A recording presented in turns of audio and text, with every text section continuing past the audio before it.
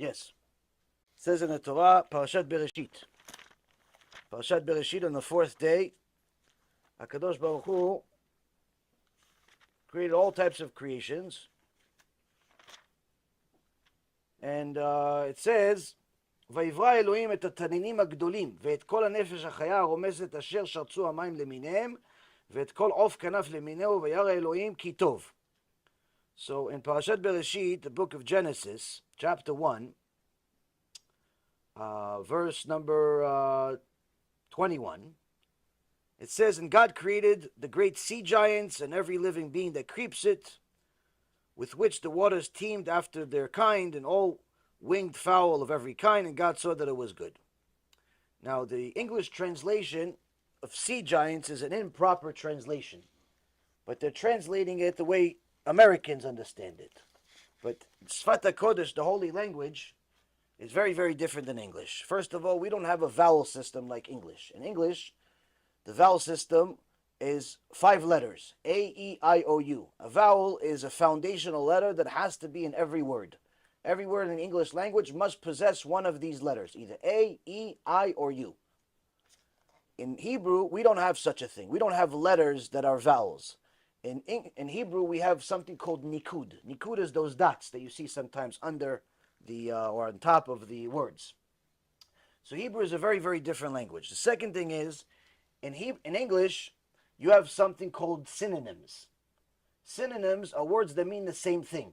So you have 2 words that mean the same thing, 3 words that mean the same thing. So for example, if you type up a paper for school and you want to look smart, so what do? You take one of your simple words, you highlight it, you press the right key, and then you go to thesaurus, and it gives you, or you go to synonyms, and it gives you 8 or 9 different words that mean the same thing, but they're like 8 letters or 9 letters, so it makes you look smart. Because now instead of writing a 4-letter word, you wrote an 8-letter word. So your teacher actually thinks you're smart, but it's not really you, it's Microsoft Word that's smart. That's what a lot of authors do to make themselves look smart. They don't actually know what these words mean. In Hebrew, we don't have synonyms. There's no such thing as synonyms. In Hebrew, every single word in the Hebrew language has a different meaning. Even if it's similar to another word, it has a different meaning. So, for example, the word re'eh and the word mabit. Re'eh is to see, and mabit is to stare. But in English language, you would say both of them as see, or he saw. But there's a significant difference between the two. What's the difference? Re'eh means that he looked at it in a favorable way. Mabit is an unfavorable way, meaning he's rebuking it. He doesn't like it. He hates it. There's something wrong with what I see here. Just simply by that word. Bless you. So, the pasuk here says that Hashem created a taninim agdolim. Taninim agdolim literally means, tanin means reptile. Gdolim means giant. So, it means literally giant reptiles, which is dinosaurs. So, dinosaurs continued existing for some time.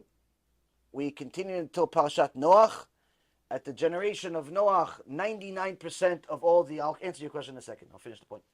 99% of all dinosaurs died with the exception of one dinosaur. One dinosaur called the Re'em.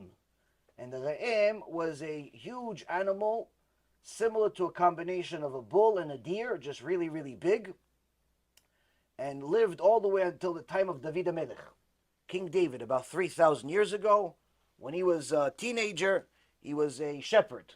And if you read in Tehillim, you read about David HaMelech, you see that one time he talks about how he's with his sheep and he's on top of a mountain, but the mountain starts shaking. Why does the mountain start shaking? Because he didn't realize that it wasn't a mountain. It was actually a re'em. It was that big. That him and his sheep went on top of this mountain, but then the mountain started moving, and he realized that he's actually with his sheep on top of a mountain. That was about 3,000 years ago. So, unlike scientists that believe that dinosaurs have been extinct for 15 million years or 15 billion years or whatever number they come up with every week, Torah says that not only do they exist, but they actually even existed 3,000 years ago, according to our Torah. But there's another pasuk that follows it that talks about how Hashem created the other animals that that swam in the ocean, Here we go. It says so. וימלאו את המים בימים הבאים, ויהי ערב ויהי בוקר יום חמישי. So, yeah, the pasuk before it. It says, ויאמר אלוהים ישרצו המים שרץ נפש חיה ועוף יעופף. So Hashem created a separate being. Let the waters teem with teeming living creatures and fowl that fly above it. So all of the creatures that live in the ocean, whether it's fish or it's dolphin or it's crocodiles or frogs or so on, was created in a previous pasuk. This specific creation of Taninim Agdolim was a different creation the following day. Yeah, but you say relative to me. I mean, I'm pretty average size. Like. Average size in today's world, but people in the previous generation were much bigger than you. Now, if you compare yourself to some of my old clients, you would be like a midget. Why? Because I had clients that were football players, and the smallest client that I have was almost 7 feet tall. So next to him, you look like a midget. Those are average size people. In today's world, you may think that they're not considered average-sized people, but again, you're assuming that the world is as you see it, meaning that everything that you see is what always was here. Now, the Gemara says that the Levi tribe in our Torah, each one of them was at least 10 amot. 20 amot. 20 amot. 10 amot. 10 amot means 20 feet tall. Each one of the Leviim was 20 feet tall. Why? Because they had to carry the Aron HaKodesh. And the Aron HaKodesh from bottom to top was 10 amot. So in order for them to carry it without it hitting the floor, because if it hits the floor, they all die, they had to be at least as tall as the actual Aron HaKodesh. Why? Because the sticks that actually were holding the Aron HaKodesh weren't on the bottom. They were in the middle.